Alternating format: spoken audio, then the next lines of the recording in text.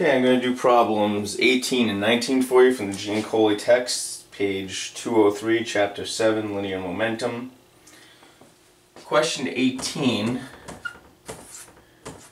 we have a 115 kilogram fullback is running at 4 meters per second to the east and is stopped in 0.75 seconds by a head-on tackle by a tackler running due west. So we have person running due east with a mass of 115 kilograms and a velocity of 4 meters per second. Let me redo that. 4 meters per second. And they're stopped by someone running in the other direction. And we don't know the mass of this person or anything. All we know is that they stop that person in 0.75 seconds when they come in contact with them. Okay, so the first question is calculate the initial momentum of the fullback. That's pretty simple. P equals mv.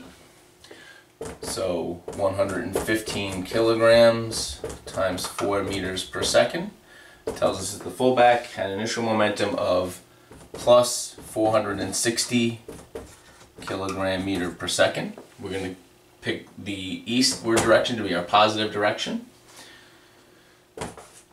Part B, the impulse exerted on the fullback. Okay, so if the fullback had an initial momentum in that direction and his momentum changed to 0, so his initial momentum is plus 460. And his final momentum is 0, the impulse or change in momentum is the final momentum minus the initial momentum. So negative 460 kilogram meter per second. Part C, the impulse exerted on the tackler. Okay, well, since that momentum had to be generated by somewhere, right, the tackler needed to have generated this much momentum in order to stop the fullback.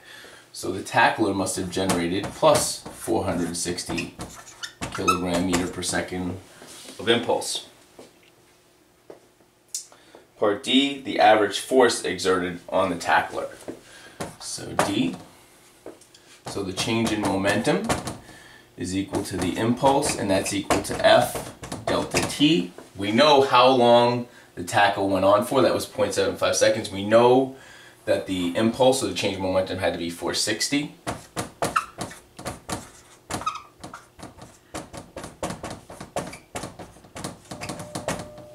So the force generated is 613 newtons.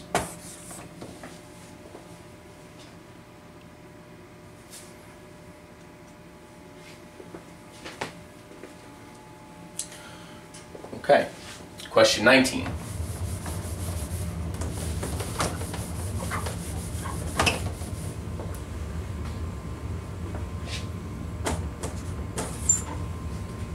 In question 19, suppose the force acting on a tennis ball points in the positive x direction is given by the graph in figure 7-30 as a function of time. So the graph in figure 7-30 looks something like this.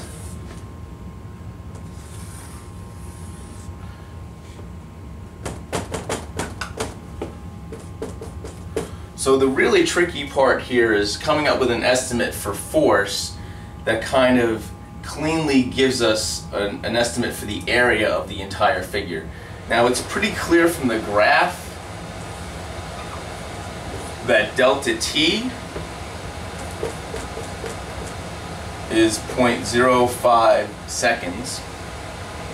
And it's clearly 5 boxes there. Each box represents 0.01 seconds. So if we want to calculate the impulse, that's J equals F